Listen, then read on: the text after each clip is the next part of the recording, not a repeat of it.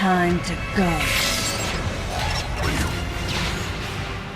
Samus slaps on the old power suit to battle the forces of evil once again in Metroid Other M, the latest installment in Nintendo's long-running sci-fi series. After the critical success of the retro-developed Prime trilogy, Metroid now falls into the capable hands of Team Ninja.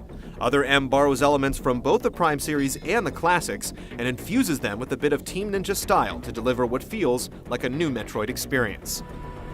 A dream. I had been reliving the tragic moments of my recent past. Set between the events of Super Metroid and Metroid Fusion, Other M begins with Samus intercepting a distress signal from a mysterious research station in a remote corner of space. Upon her arrival, she discovers that she's not alone. Remember me? Members of the Galactic Federation, including her former commander Adam Malkovich, have been dispatched to investigate as well. It's not long before they have their first close encounter with hostile aliens, forcing Samus to team up with Malkovich.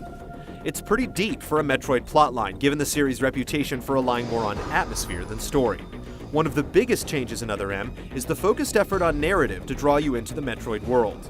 The early goings of Samus's adventure are intermixed with significant chunks of plot, allowing you more insight into her past.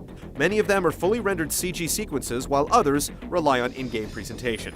And there's full voice work, much like in Corruption, with Samus getting the lion's share of screen time. My past has left me with an uneasy soul, and as a result, it touched me on some level that Adam would acknowledge that past by calling me something delicate, like lady. The action harkens back to the old school days, with many nods towards Super Metroid. Players move around environments in a third-person perspective, though the fixed camera and limited depth at times evokes the feel of a side-scroller. Controlling Samus is done strictly with the Wii Remote held sideways like an NES controller, keeping things simple, and she'll auto-aim at nearby enemies if you face in their direction. You can also switch to a first-person perspective quickly by pointing the controller at the screen. Though it's more restrictive than you're used to from Prime, you can look around, but you can't move. Running and gunning is still the name of the game, and several handy weapons and gadgets make a return to give Samus an edge. You start off with your basic power beam and suit, but as you progress, you're authorized to use more of your arsenal. Early on, you gain access to the missile, charge beam, diffusion beam, and bombs, but several clues hint at additional mainstays such as the super missile, grappling hook, power bomb, and more.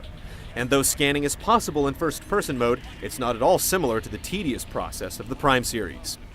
Platforming also returns in full form, and you can perform several acrobatic maneuvers to get around. But a new series of melee attacks and evasive maneuvers push things further than before. Enemies can now grab Samus, and you'll have to perform a counter to break free. She can also dodge attacks and projectiles with a well-timed press of the button and then strike back a counterattack. And when your foe's in a weakened state, close in on them to trigger a chance for a deadly strike, a one-hit melee attack that sends them packing. Having explored only a handful of the space station's environments, we've only scratched the surface of the bottleneck ship.